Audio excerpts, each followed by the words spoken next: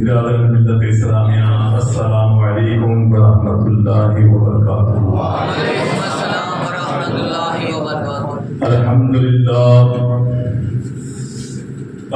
للہ وکفیٰ وسلام علی عبادہ الذین اصطفیٰ، اما بعد فاعوذ باللہ من الشیطان الرجیم، بسم اللہ الرحمن الرحیم۔ وَلَنَبْلُوَنَّكُمْ بِشَيْءٍ مِّنَ الْخَوْفِ وَالْجُوعِ وَنَقْصٍ مِّنَ الْأَمْوَالِ وَالْأَنفُسِ وَالثَّمَرَاتِ۔ صدق اللہ العلی العظیم، وبلغنا علی رسولہ النبی الامین الکریم، ونحن على ذلك لمن الشاهدين والشاکرین والحمد للہ رب العالمین۔ خطبہ مسنہ کے بعد قرآن پاک کی تلاوت کی گئی، اس کے تعلق سے کچھ باتیں آپ کی سماعت کے حوالے کروں۔ ضروری سمجھتا ہوں بارگاہ رسالت میں بآواز بلند درود پاک کا نذرانہ پیش کریے۔ سیدنا و نبینا و مولانا محمد وبارک وسلم، صلاۃ و سلام علیک یا رسول اللہ صلی اللہ علیہ وسلم۔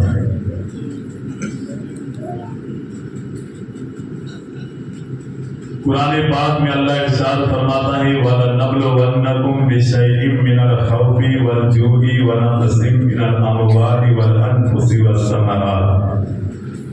آیت کریمہ میں اللہ ارشاد فرماتا ہے کہ میں تمہاری پریکشا لوں گا، میں تمہیں آزماؤں گا، کبھی پھلوں کی کمی کے ذریعے، کبھی مال کے ذریعے، کبھی اولاد کے ذریعے میں تمہیں آزماؤں گا۔ یہ اللہ کا وعدہ ہے، اور اللہ نے وعدہ کیا ہے تو مطلب وہ وعدہ پورا کرے گا، وہ آزمائے گا۔ اس لیے کہ وعدے توڑنا یہ مخلوق کی بات ہے، اور خالق کا عالم یہ ہے کہ وہ وعدہ کر کے کبھی وعدہ توڑتا نہیں ہے۔ دیکھیے آزمائش کا جو سلسلہ ہے اہل بیت میں سے سنتے سنتے بات ابن سعد کی کہ ابن سعد کو ایران کی طرف بھیجا تھا 4000 لشکر کے ساتھ، اور وہ بھی رائے کی حکومت کی لالچ دے کر کے بھیجا تھا۔ اب ابن زیاد نے ابن سعد کو یہ پیغام بھیجا کہ اب تمہیں ایران جانے کی ضرورت نہیں ہے، بلکہ تم امام حسین کی جو مہم ہے اسے سر کرو۔ ابن سعد بن ابی وقاص رضی اللہ تعالیٰ عنہ کے بیٹے کا نام ہے، اور امام حسین کی فضیلت وہ جانتا تھا ابن سعد، اس لیے اس نے کہا کہ یہ مہم مجھے مت دو، تم ان کے مقابلے میں مجھے مت بھیجو۔ تو ابن زیاد نے کہا ٹھیک ہے، تو ایک کام کرو، رائے کی حکومت کا جو تمہارا سپنا ہے وہ ادھورا رہنے دو۔ کہا بس سوچنے کا موقع تو ایک رات میں سوچ لیتا ہوں۔ پھر دوسرے دن ابن زیاد کے پاس جا کر کے وہ دولت کا لالچی جا کر کے کہتا ہے کہ ٹھیک ہے میں چلا جاتا ہوں کربلا امام حسین کے سامنے۔ 4000 کا لشکر لے کر کے ابن سعد پہنچا کربلا کی سرزمین پر۔ 1000 کا لشکر حور کے پاس وہاں پر موجود تھا۔ اب یہ کیا کہ ابن سعد نے کہ 500 آدمی کو ہتھیار کے ساتھ نہر فرات کے پاس کھڑا کر دیا کہ نہر فرات کا ایک بوند پانی کا ایک بوند خیمے حسین میں نہیں پہنچنا چاہیے۔ اب ابن سعد یہ دیکھ رہا ہے اس منظر کو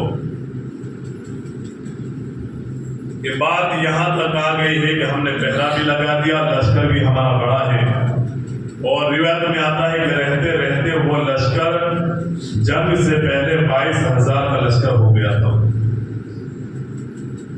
اور اتنا بڑا لشکر کیوں سامنے کھڑا کیا؟ ان کو معلوم ज़ियाद इब्न साद को इनके रगों में जो खून है वो हैदर कर्रार का खून है। अहले बैत अतहार है ये लोग और इनकी ताकत के चर्चे थे। मालूम था कि अगर इनको पानी, देखिए एक तो लश्कर ये लोग जो आए थे वो जिहाद जंग के लिए आए नहीं थे, उसमें औरतें भी थी, बच्चे भी थे और ये जंग के इरादे से भी नहीं आए थे। जब जंग के इरादे से नहीं आए थे, इनके साथ औरतें और बच्चे भी थे, तो 22,000 का लश्कर। अगर ये जंग के लिए आया हो तो कितने की जरूरत पड़ती? तो 22,000 का लश्कर एक छोटे से काफिले के सामने खड़ा कर दिया।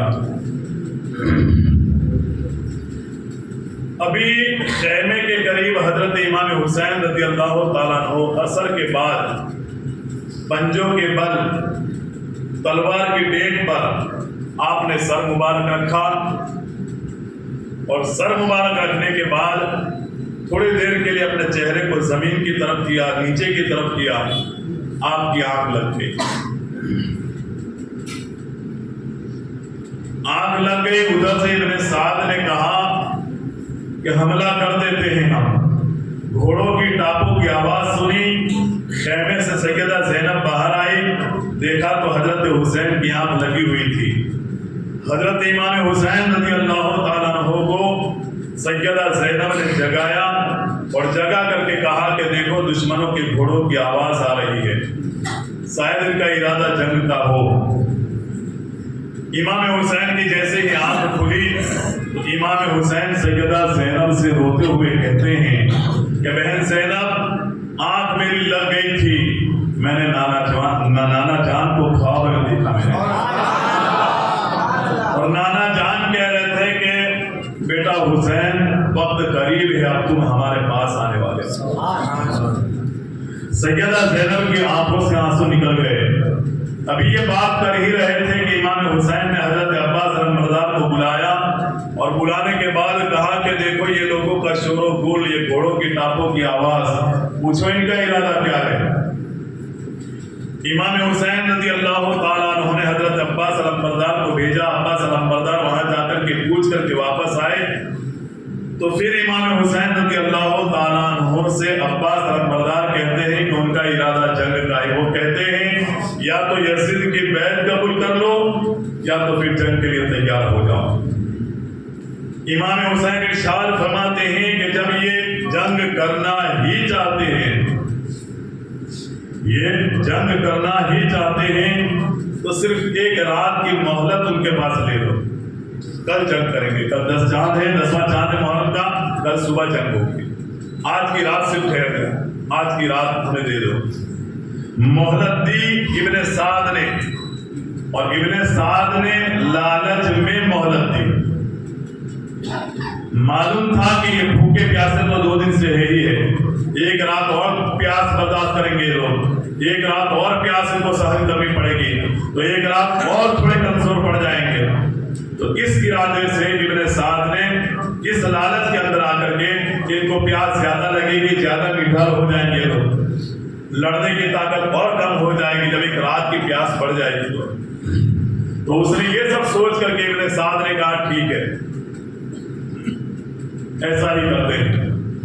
इब्न साद ने एक रात की मोहलत दी और ये रात इमाम हुसैन फरमाते हैं कि इमाम किसी से डरा नहीं है। ये जो मोहलत मांगी है वो डर के मारे नहीं मांगी है। हम अहले बैत अतहार का तर्ज़ अमल हमारी जिंदगी जिक्र इलाही में हमेशा मुलव्विस रहती है। नमाज़े कुरान की तिलावत ये हमारी आदत बन चुकी है। हमने जो एक रात मांगी है वो पूरी रात हम जिक्र इलाही में, इबादत इलाही में गुजारना चाहते हैं, इसलिए एक रात मांगी आपने। वो एक रात मांगने के बाद उधर इब्न साद लश्कर लेकर के वापस अपनी जगह पर चला गया। रात की तारीकी आई, इमाम हुसैन इबादत में लगे, इबादत करते करते थोड़ा वक्त निकाला, साथियों को करीब बुलाया। इमाम हुसैन इरशाद फरमाते हैं कि देखो मेरे साथियों, जिसको जाना हो, रात का अंधेरा है, जाना चाहे वो वापस जा सकता है। امام حسین ارشاد فرماتے ہیں کہ یہ لوگ خون کے جو پیاسے ہیں وہ میرا خون بہانا چاہتے ہیں، تمہارا خون بہانا نہیں چاہتے، تو تم میں سے جو بھی جانا چاہے وہ چلا جائے، میری طرف سے تمہیں چھوٹ ہے، میری طرف سے تمہیں اجازت ہے، اور میرے دل پر کوئی بات تم اگر چلے بھی جاؤ گے تو بری نہیں لگے گی، اس کے بارے میں تمہاری پکڑ بھی نہیں کروں گا تم چلے کیوں گئے، میں خود تمہیں اجازت دیتا ہوں تم چلے جاؤ۔ کسی ایک نے کھڑے ہو کر کے کہا کہ اے حسین، جب تک ہاتھ میں خنجر رہا لڑتا رہوں گا، خنجر اگر ہاتھ سے ادھر ادھر ہوا تلوار کو سنبھالوں گا، اتنا لڑوں گا کہ میری تلوار کے دو ٹکڑے ہو جائیں، تلوار ہاتھ سے چلی بھی جائے تو پھر اس کے بعد میں پتھر اٹھا کر کے لڑوں گا۔ ایک ساتھی نے یہ جواب دیا، میں پتھر اٹھا کر کے ان سے لڑوں گا، مگر حسین آپ کو تنہا چھوڑ کر کے نہیں جائیں گے۔ دوسرا ساتھی کہتا ہے حسین یہ تو ہو ہی نہیں سکتا کہ ہم تمہیں چھوڑ کے چلے جائیں، یہ ایک جان نہیں، میں قتل کر دیا جاؤں حسین کے نام پر، مجھے پھر زندہ کیا جائے، مجھے پھر حسین کے نام پر قتل کر دیا جائے، پھر مجھے خدا زندہ کرے، پھر بھی تمنا یہی ہو بار بار حسین کے نام پر جان دیتا۔ یہ منظور ہے، مگر حسین تمہیں چھوڑ کر کے چلے جائے یہ منظور نہیں۔ الگ الگ طریقے سے الگ الگ ساتھیوں نے الگ الگ جواب دیا، کوئی ایک ایسا نہیں نکلا جو اندر سے کہ چلا جائے، سب نے ایک زبان ہو کر کے کہا کہ حسین ہم تمہارے ساتھ ہیں، اور جب تک ہم تمہارے ساتھ ہیں ہمارے ہوتے ہوئے تمہارے قبیلے کا ایک بھی جوان شہید نہیں ہوگا۔ آل رسول میں سے، اہل بیت میں سے جب تک ہم شہید نہ ہو جائیں آپ کو میدان میں جانے کی ضرورت نہیں ہے۔ اس کے بعد جب کوئی نہیں گیا، امام حسین رضی اللہ تعالیٰ عنہ نے رات عبادت کے لیے مانگی تھی، کوئی نہیں گیا، عبادت میں آپ لگ گئے، پوری رات عبادت، پوری رات۔ صبح کی سفیدی آنے والی تھی، فجر کی نماز امام حسین نے ادا کی، دیکھیں پوری رات عبادت، پھر فجر کی نماز بھی ادا کیا۔ اور ہم ابھی نیاز کھانے کے بعد، یہ پروگرام تو 11:15 بجے ختم ہو جائے گا، 11:15 11:30، اس کے بعد ہم نیاز کھائیں گے، نیاز کھانے کے بعد پھر گپ سپ میں لگ جائیں گے دوستوں کے ساتھ، کوئی یہاں ہے، کوئی باہر ہے، کوئی ادھر ہے، کوئی پیچھے گلی میں، کہیں کوئی چاند پارک میں جا کر کے ہم باتوں میں لگ جاتے ہیں، پھر حالت کیا ہوتی ہے، وہی 1:30 بجتا ہے، فجر کی نماز ہماری غائب ہو جاتی ہے۔ یہی نمازوں کو ہم تک پہنچانے کے لیے کہ لوگ نمازی بن کر کے دنیا سے جائے، نماز قبر کا سب سے پہلا حساب و کتاب، قیامت کے دن جو سب سے پہلے حساب و کتاب ہے وہ نماز کا معاملہ ہے۔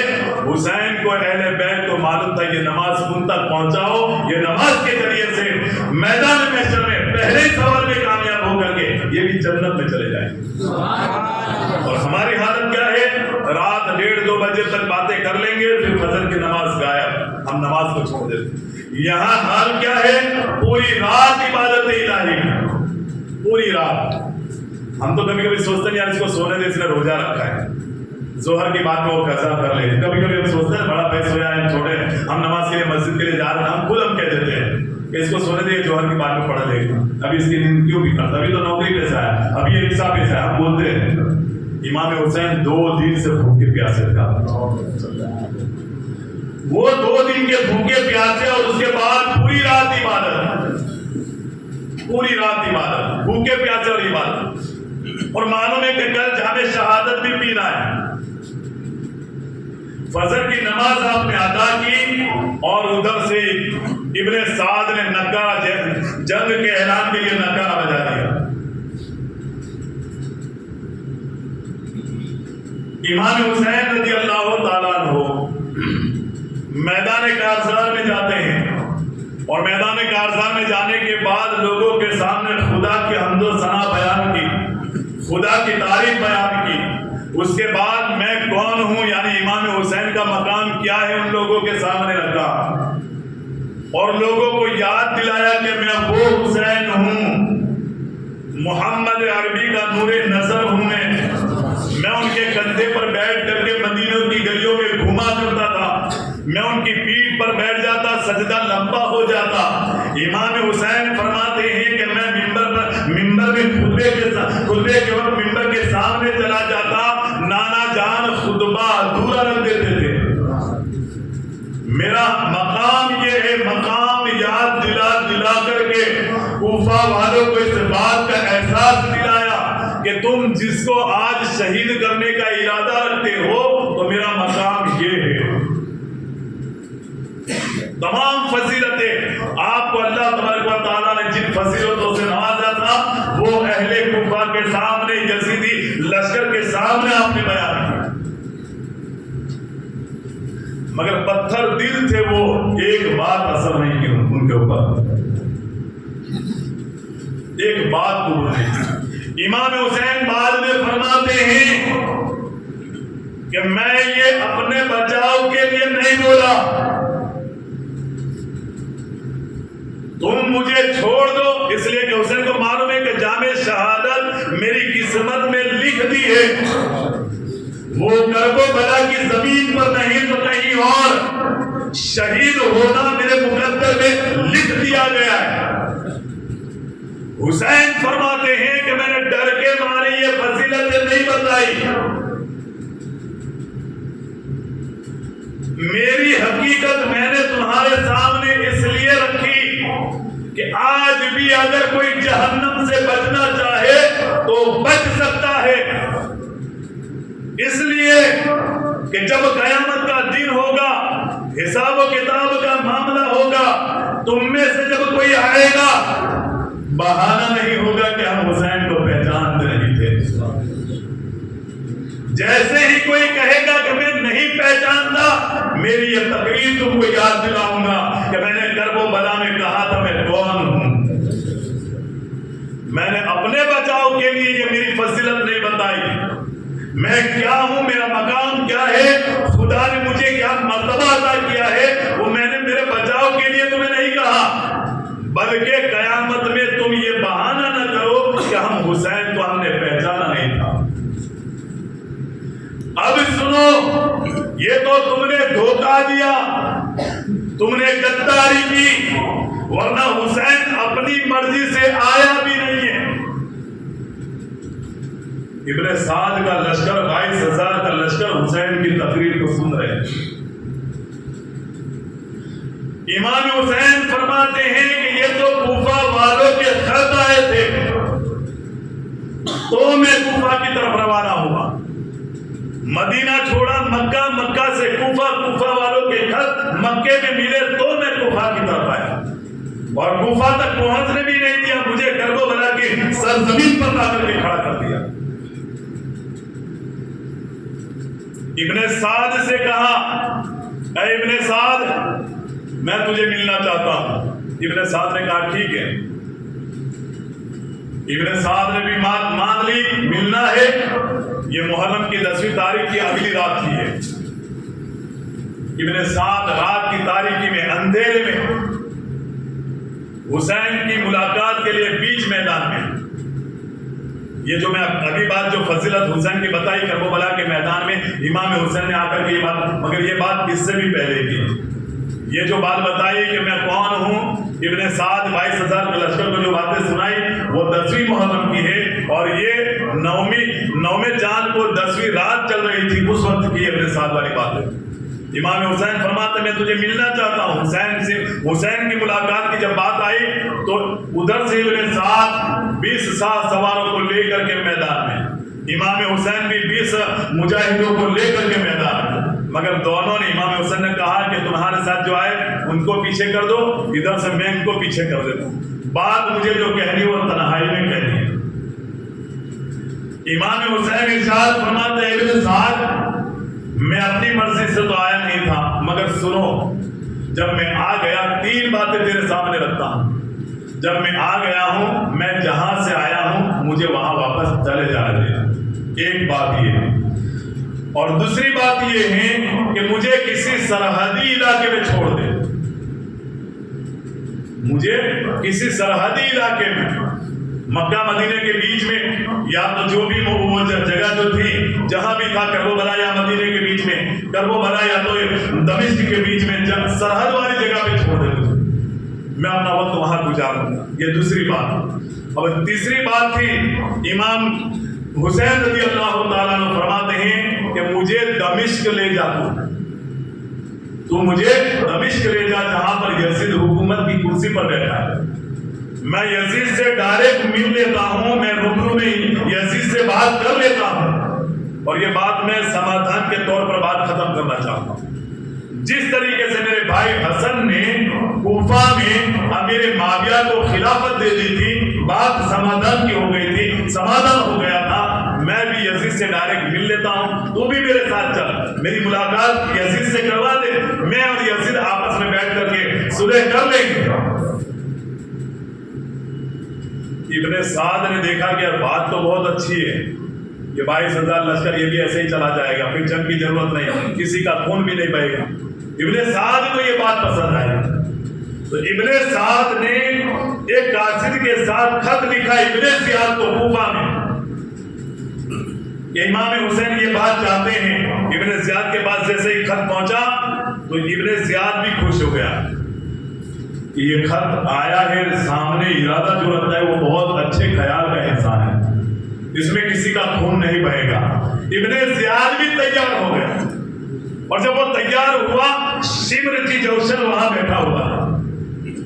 کبھی کبھی بننے والی بات بغل میں بیٹھنے والے بگاڑ دیتے ہیں۔ شمر جی جوشن کہتا ہے، اے ابن زیاد، کیا تو یہ خیال کرتا ہے کہ حسین کو واپس جانے دے جہاں وہ جانا چاہتے ہیں؟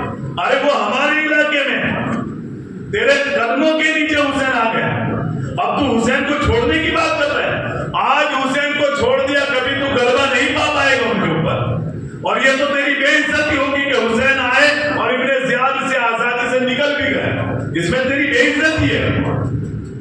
ابن زیاد نے کہا، شمر تو نے میری آنکھیں کھول دی، اچھا بات تو یہ بتایا، میں تو یہ بات بھول ہی گیا تھا کہ میری عزت کا کیا۔ خط لکھا ابن زیاد نے ابن سعد کو کہ میں نے حسین کے بچاؤ کے لیے 4,000 لشکر لے کے تجھے نہیں بھیجا، حسین سے کہو یزید کی بحث کر لے یا تو جنگ کے لیے تیار ہو جائے، اور اگر تجھ سے یہ کام نہ ہو وہ بھی بتا دے، میں شمر جی جوشن کو بھیج رہا ہوں۔ اور یہ خط شمر جی جوشن ہی لے کر کے آیا۔ ابن سعد نے خط پڑھا تو ابن سعد کہتے بننے والی بات کو خبیث تو نے بگاڑ دی، اور اے شمر یہ تیرا ہی کام ہے۔ شمر کہتا ہے یہ سب باتیں چھوڑو، خط میں جو لکھا ہے وہ پڑھو، آگے کیا لکھا ہے۔ اگر تم حسین کا مقابلہ نہیں کرتے ہٹ جاؤ۔ شمر کہتا ہے یہ مہم میں طے کروں گا، میں حسین سے مقابلہ کروں گا۔ تو ابن سعد لالچ کا بھوکا وہ شمر جی جوشن سے کہتا ہے تو بھی ہٹ جا، میں حسین سے بات کر لوں گا، میں حسین سے جنگ لڑ لوں گا۔ ابن سعد نے ادھر سے تیر چلا دیا۔ دوسرے دن امام حسین کی تقریر مکمل ہوئی، آپ خیمے میں آ گئے، ابن سعد نے تیر چلا دیا امام حسین کی طرف۔ اب یہ کہتا ہے کہ سنو یزیدیو، گواہ رہنا، جنگ کی شروعات ابن سعد نے کی ہے۔ یزیدی لشکر کی طرف سے جو تیر چلا، یہ تیر چلنا مطلب جنگ کی شروعات ہے، ابن سعد نے شروعات کی ہے، تم گواہ رہنا۔ اور امام حسین کا مقام تو دیکھو کتنا بلند و بالا مقام تھا امام حسین۔ ایک انسان آیا دوستوں کے ساتھ آیا، ابن سعد کی طرف سے آیا، کچھ لوگوں کو لے کر کے آیا، دیکھے تو یہ حسین نے کس طریقے سے کیا کیا کر کے رکھا ہے۔ تو امام حسین نے کنبے والوں کی بچاؤ کے لیے آجو باجو کھڈے کھودے اور اس میں آگ جلا کر رکھ دی، تاکہ جنگ ہم لڑیں گے پیچھے سے دوسرا کوئی حملہ نہ کر دے، اس لیے کہ اس خیمے میں بچے بھی تھے، عورتیں بھی، پردہ نشین عورتیں بھی تھی۔ وہ جب دیکھنا ہے تو آگ کو دیکھ کر کے وہ کیا کہتا ہے، اسد کہتا ہے کہ اے حسین، जहन्नम की आग में जाने से पहले दुनिया में तुमने आग जला दी। हजरत हुसैन से बर्दाश्त नहीं हुआ। और कैसे होता, जन्नत नौजवान का सरदार है आप, और उसने बात जहन्नम की बता दी। इमाम हुसैन से मुस्लिम ने सजा कहते हैं, हुसैन इजाजत दे दो, बदबख्त का सर में अलग कर देता हूं। हुसैन कहते नहीं, जंग की शुरुआत अपना नहीं करनी है, मगर तुम आमीन कहो। मुस्लिम ने सजा से इमाम हुसैन फरमाते तुम आमीन कहना। इमाम हुसैन बारगाह खुदावंदी में अर्ज करते हैं, या इलाहल आलमीन, इसका ख्याल है कि मैं जहन्नम में जाऊंगा, तू इसे जहन्नम में पहुंचा दे। इमाम हुसैन ने खुदा की बारगाह में ये मारूजा पेश किया। क्या हुआ कि वो तो घोड़े पर सवार था, असद साथियों के साथ था, और घोड़े की हकीकत ये है वो एक जगह पर ठहरता नहीं है, आगे पीछे होता रहता है। तो वो असद घोड़े पर था, और घोड़ा कभी यूं कभी यूं कभी यूं, उसका पैर एक सुराग में जाकर के फंस गया।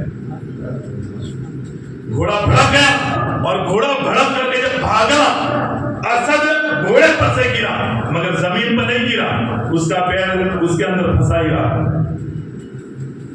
और जब फंसा रहा, घोड़ा उसको लेकर के भागा, और घोड़े को अक्ल खुदा ने दी, क्या दी, उसको आग में फेंक दिया। घोड़ा घूमता रहा, भागता रहा, और उसका रेखाब के अंदर उसका पैर फंसा ही रहा, निकल ही न सका। घोड़ा लेकर के भागता रहा, जमीन पर आया, जमीन पर उसे घोड़े ने घसीटा, और ले जाकर के घोड़े ने इमाम हुसैन ने जो खेमे के इर्द गिर्द आग जलाई थी, उस आग में ले जाकर के घोड़े ने उसको आग दी। जब असद को जलता हुआ देखा, तो उनके साथियों में से, हालांकि उनकी आंखें खुल जानी चाहिए कि हुसैन का मकाम तो देखो, सिर्फ एक दुआ की, लम्हे भर के लिए खुदा ने कबूल कर ली, और असद चला गया आग के अंदर। ये तो दुनिया की आग है, हुसैन की दुश्मनी की वजह से मरने के बाद भी जहन्नम की आग को आंखें खुल जानी चाहिए थी, आंखें एक की नहीं खुली।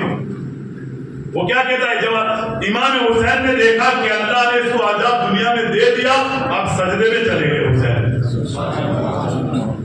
हुसैन सजदे में जाकर के जब सजदे से उठे, हे अल्लाह तेरा शुक्र है कि तूने इतनी जल्दी अहले बैत की दुआ को कबूल कर लिया।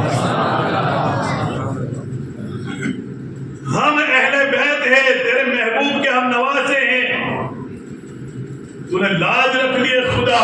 वो सामने दुश्मन में से कहता है तुम्हारा और नबी का क्या वास्ता। उसने डायरेक्ट अटैक कहाँ किया, जात के ऊपर अटैक किया, हमला किया उसने कि तुम्हारा है हुसैन, नबी से क्या वास्ता। तो ये तो और खतरनाक दर्दनाक बात थी, इज्जत की बात थी। इमाम हुसैन ने फिर हाथ उठा दिए, ऐ खुदा तो उसे जिल्लत की मौत अता फरमा। अभी तो ये ऐसा कि इमाम हुसैन अल्लाह की बारगाह में ये बात कर रहे थे, उसका भी घोड़ा भड़क गया, खड़े खड़े भड़क गया। और जब ये भड़का घोड़ा तो भागा, ये नीचे गिर गया। और कहता है कि जब कोई चीज किसी की पसंद की होती है, दुनिया इधर की उधर हो जाए, वो चीज वो हासिल करके रहता है। तो ये घोड़ा उसका मन पसंद का घोड़ा था। घोड़े के पीछे वो भागा, घोड़ा लेने के लिए। अब घोड़े को अक्ल खुदा ने इतनी दी, वो इतना दूर निकल गया, पीछे लश्कर भी अब नहीं दिख रहा है। घोड़ा कितना दूर गया होगा, 22,000 का लश्कर जगोबरा का मैदान कहाँ है वो मालूम नहीं, इतना दूर निकल गया। जब इतना दूर निकला, मतलब फुरात भी यहां से दूर, मैदान भी दूर। जब इतनी दूरी पर गया, घोड़ा तो हाथ न लगा, हाँपता हाँपता वापस आ रहा है। हाँपते हाँपते वो वापस आ रहा है। और जब वो वापस आ रहा है तो क्या देख रहा है कि अल-अतश प्यास। इतना इंसान भागेगा तो प्यास लगना ही लगना, और वो भी मुल्क अरब की बात, अरबस्तान की गर्मी की बात। इतना भागा प्यास, अल-अतश। और जैसे ही वो आया, प्यास पानी मुंह में डाल रहे हैं, हाँफ रहा है, पानी मुंह में डाला जाए, बाहर निकल जाए, पी नहीं पा, प्यासा ही दुनिया से चला गया। ये हुसैन की दुआ का असर था। हुसैन का मकाम देखो।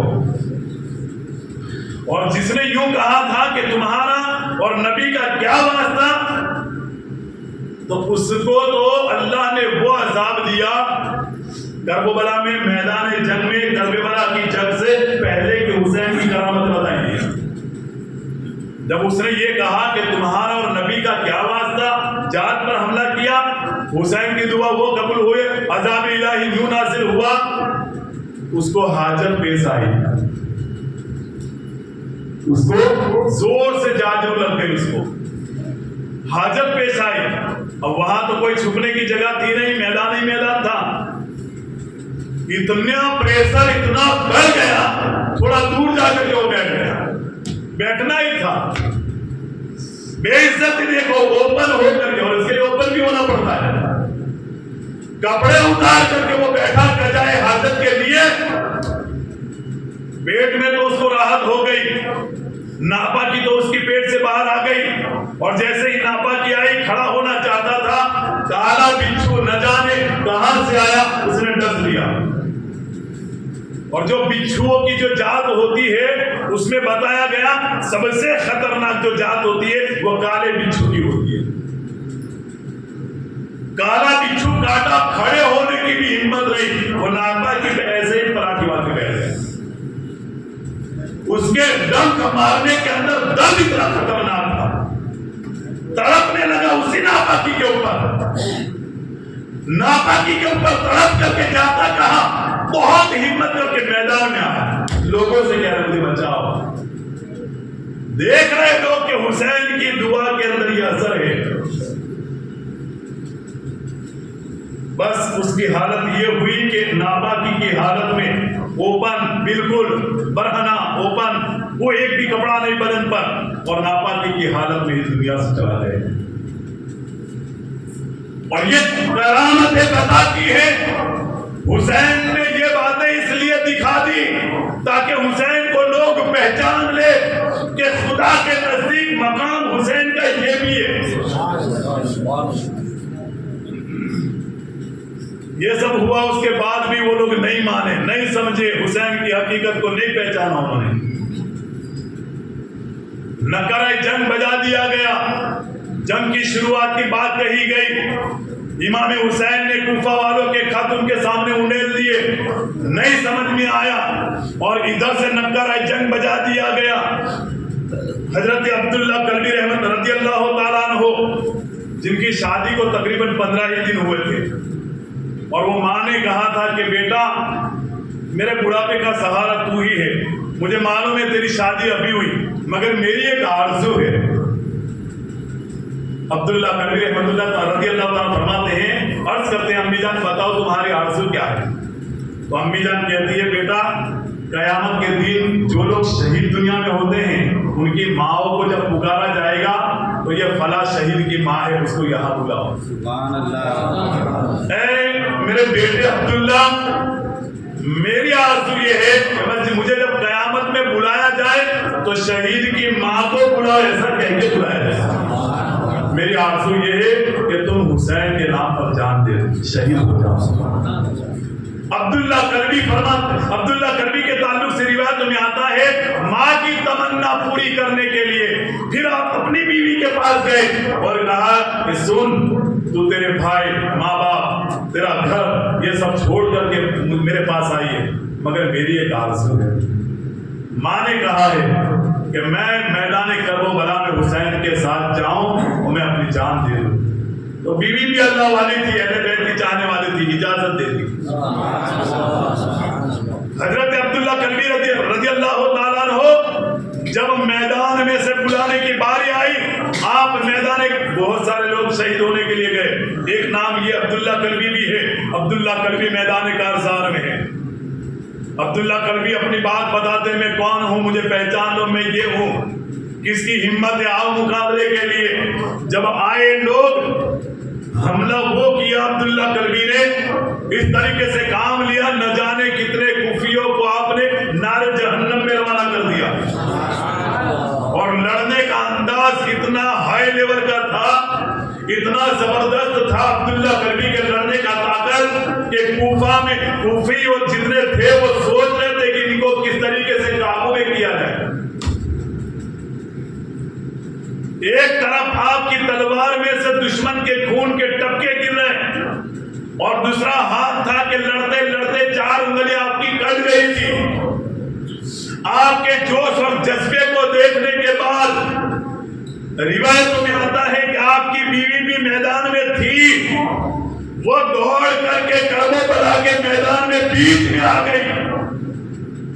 امام حسین دیکھ رہے، ان کو بلایا جا رہا ہے، ادھر سے عبداللہ کلبی سمجھا رہے، ایک تو دشمن سے لڑنا، بیوی سے بات کرنا، چلی جا، یہ کام تیرا نہیں۔ عبداللہ کلبی کی بیوی کہتی ہے کہ میں مروں گی، تمہارے ساتھ مر جاؤں گی، حسین کے نام پر میں بھی جان دے دوں گی۔ میرے ماں باپ قربان، تمہارے جوش و جذبوں کو سلام، تم لڑتے چلے جاؤ۔ دیکھ رہی ہے کہ ایک ہاتھ سے جنگ لڑی جا رہی ہے، دوسرے ہاتھ سے خون بہ رہا، انگلیاں کٹ گئی، اور جذبے کا یہ عالم کہ بیوی کو دھکے دے رہے۔ جب عبداللہ کلبی کی بات ان کی بیوی نے نہیں سنی، یعنی میں بھی شہید ہونا چاہتی ہوں، اور ان کو جوش دلا رہے، لڑو، مارو اس کو، ادھر اس کو مارو، یہ جذبہ دے رہی ہے۔ امام حسین نے روتی ہوئی آنکھوں سے کہا کہ میری بہن چلیا واپس، عورتوں کے لیے جنگ نہیں ہے۔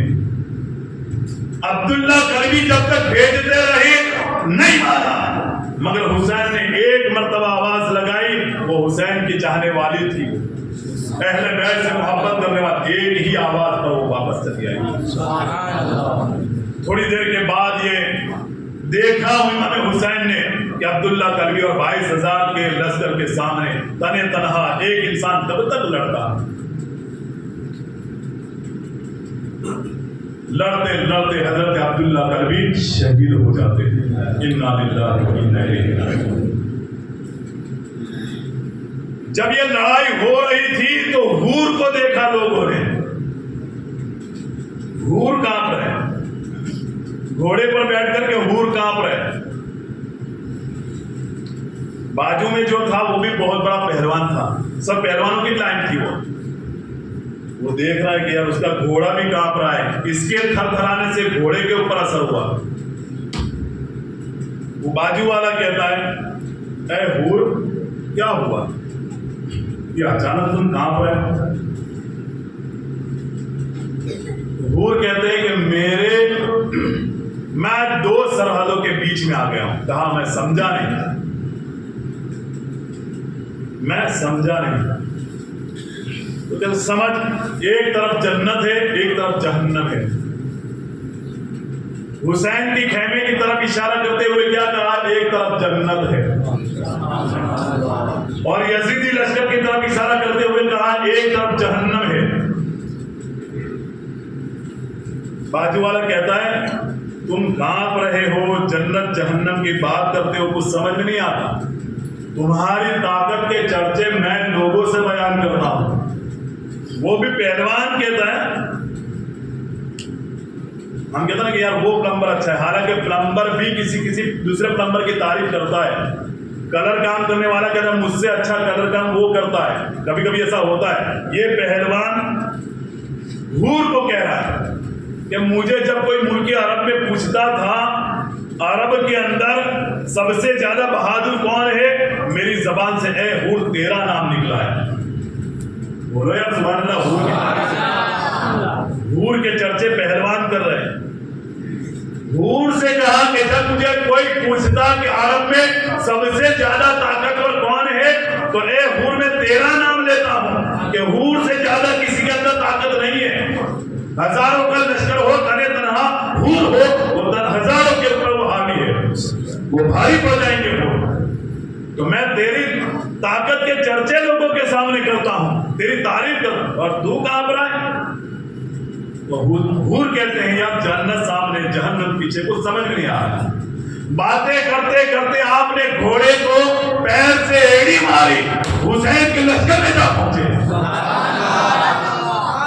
حسین سے کہتے ہیں حسین کیا میری معافی ہو سکتی ہے؟ حسین پوچھتے ہیں اس لیے کہ حور نے کہا تھا کہ امام حسین معلوم نہیں تھا یہ تمہاری شرطیں قبول نہیں کریں گے، مجھے معلوم نہیں تھا۔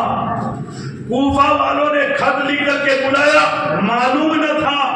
तुम मक्के से कादसिया वाले रास्ते पर मुझे मिले, तुमने 1000 दस्तक को पानी पिलाया, तुमने जानवरों को पानी पिलाया, तुमने हमसे हमदर्दी की, तुमने उस वक्त वापस जाने की बात कही। मैं वो गुनहगार हो के मैंने जाने नहीं दिया तुम्हें, मैं जाने देता ये कर्बला का वाकया ना होता, आज ये मंजर आकर के ना रह जाता। हुसैन उस बात पर मुझे पछतावा है, मैं अफसोस करता हूं कि मैंने हुसैन से ये क्या गलती कर दी, मगर हुसैन क्या मेरे लिए माफी है? हजरत हुसैन फरमाते तेरा नाम तेरी माँ ने क्या रखा है?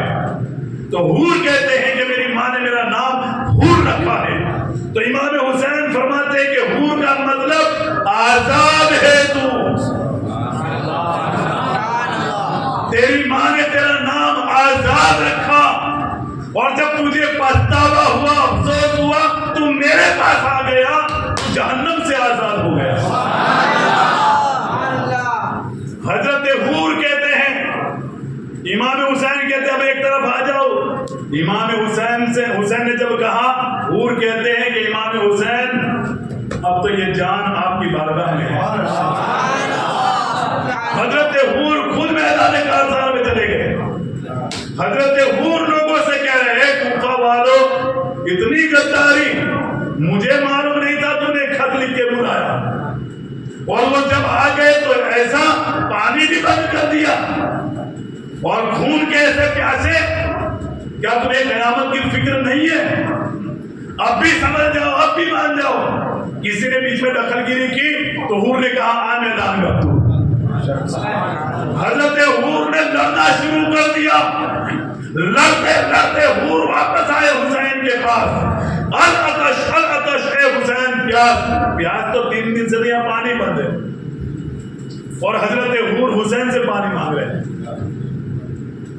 इमाम हुसैन ने, कुछ रिवायतों में है कि इमाम हुसैन ने अपना लुआबे दहन हूर के मुंह में रखा। पहले लड़ते थे और लुआबे दहन डालने के बाद जब वापस मैदान में गए तो ताकत का ये आलम था, बड़ी बड़ी ताकतें हूर के सामने से हटती हुई नजर आई। अगर कहते हैं कि इतने बड़े लश्कर के सामने हूर तने तनहा कब तक लड़ते, किसी बदबख्त ने आपको भी शहीद कर दिया। इमाम हुसैन के साथ अहले बैत में से जो लोग नहीं थे वो शहीद होते होते अहले बैत की बारी आती है। हजरत कासिम रज़ी अल्लाह ताला अन्हु इजाजत मांगते हैं, कौन है? और हजरत कासिम से पहले मुस्लिम बिन अकील जो शहीद हुए कूफा में, जिनको गवर्नर हाउस पर ऊपर ले जा करके शहीद करने के बाद उनके जिस्म को जमीन पर फेंका, वो हजरत मुस्लिम बिन अकील के भाई थे, वो भी मैदान काज़ा में वो शहीद होते हैं। हूर शहीद हो जाते, ज़हीर के शहीद हो जाते, अब्दुल्ला गनी शहीद हो जाते। ये सब शहीद होते होते इमाम हुसैन के जो दूसरे भाई वगैरह थे, हजरत अली की दूसरी जो औलाद थी, वो भी शहीद, वो भी जाने शहादत पीते हैं। और आखिर में हजरत कासिम अर्ज करते हैं, चचा जान मैदान में जाने की इजाजत है। हजरत हुसैन इरशाद फरमाते हैं, बेटा कासिम, जब भाई की शहादत वाली बात, इमाम हसन को जब शहीद किया तो रिवायत आपने पढ़ी, कभी सुनी, कितना दर्दनाक आपको शहीद किया।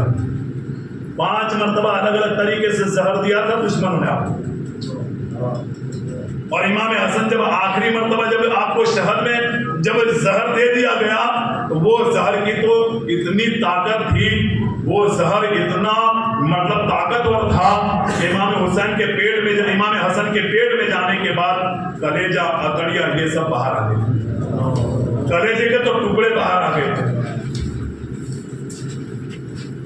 इमाम हुसैन उनके बेटे कासिम से कहते हैं, ए बेटा कासिम, जब हसन की याद तड़पाती थी आज तक, मैं तुझे देख लेता, मुझे तसल्ली हो जाती। तू मैदान में जाने की इजाजत मांगता है, तू चला जाएगा, तू शहीद हो गया, भाई हसन की याद तड़पाएगी, मैं देखूंगा किसको? नहीं दी इजाजत। हजरत कासिम को इजाजत इमाम हुसैन ने नहीं दी। 3 मरतबा इजाजत मांगी, क्योंकि हसन की याद जब तड़पाती छोटे भाई हुसैन को, तो कासिम को देख लेते, दिल को तसल्ली हो जाती थी, इसलिए इजाजत नहीं दी।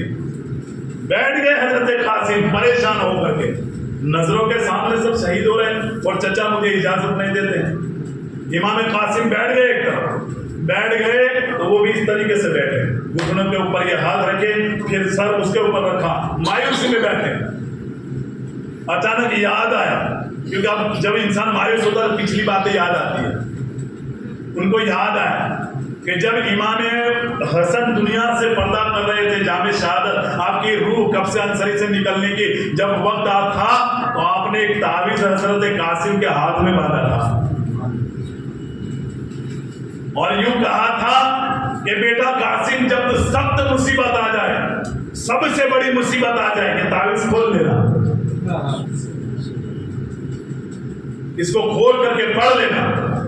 हजरत कासिम यूं बैठे हुए थे, तावीज़ के ऊपर हाथ था, आपको याद आया, तावीज़ जल्दी खोला, उसमें लिखा था, बेटा कासिम, मेरे भाई हुसैन पे मुसीबत आ जाए, जान दे देना।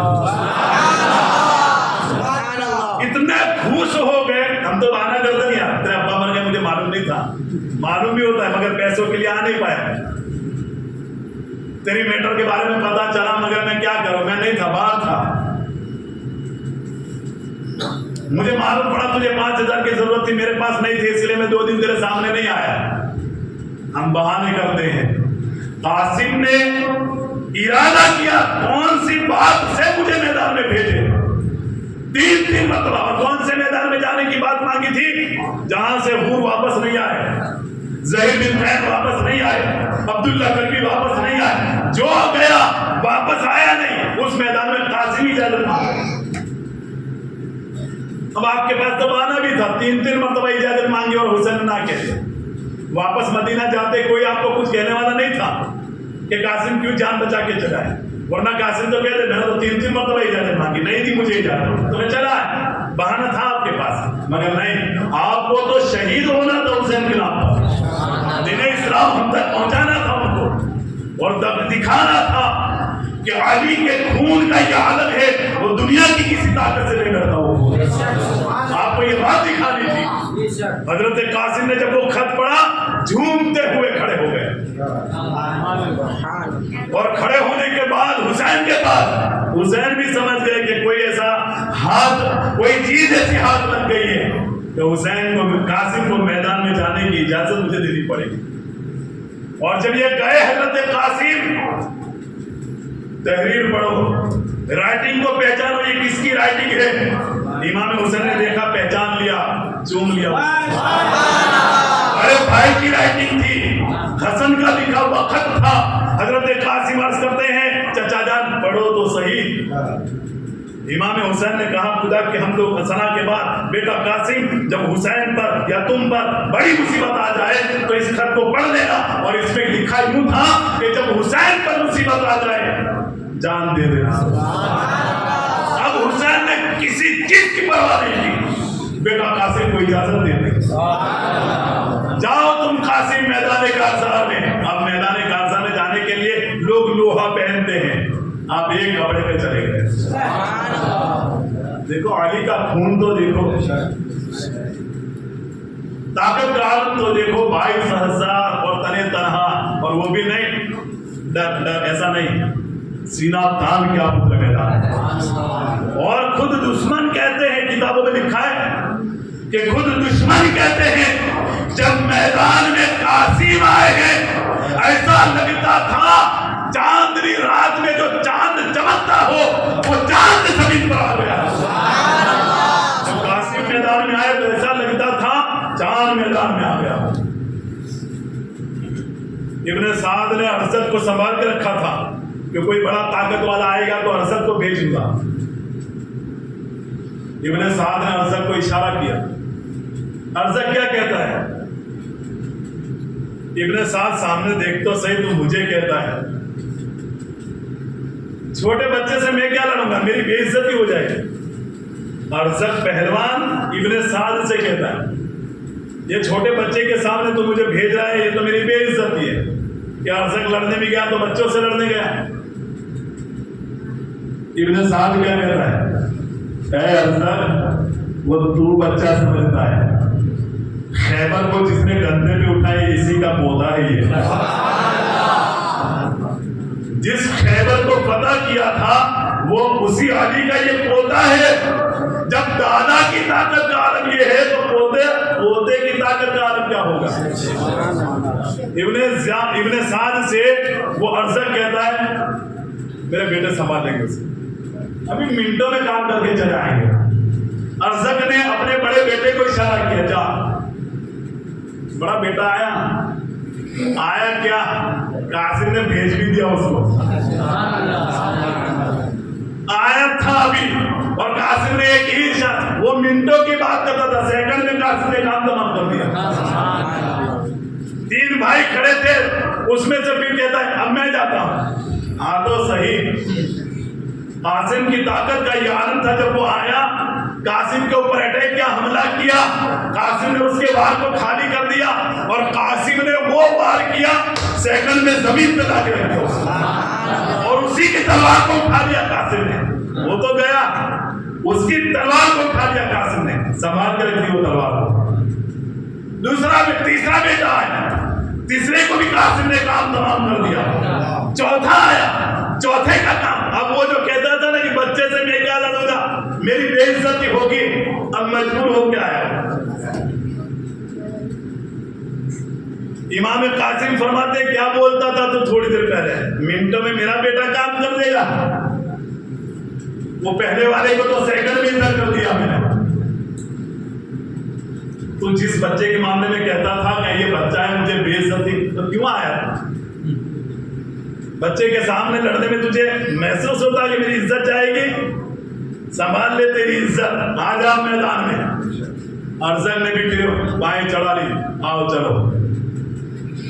उसको तो ऐसा था वो बेटे थे, मैं तो बाप हूं ना, कासिम का काम तमाम कर दूंगा, ये सोचा था उसने। फिर दोनों में चली जंग शुरू हुई।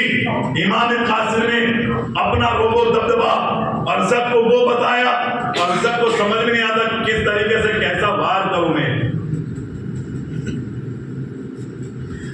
हजरत इमाम कासिम फरमाते हैं कि मैं तो तुझे बहुत बड़ा बादशाह, बहुत बड़ा बहादुर समझता था, अभी तो बहुत डींगे मारता था बच्चे के सामने, मैं बहादुर समझता था, मैं तो आपको वाला समझता था, वो तो बेवकूफ निकला।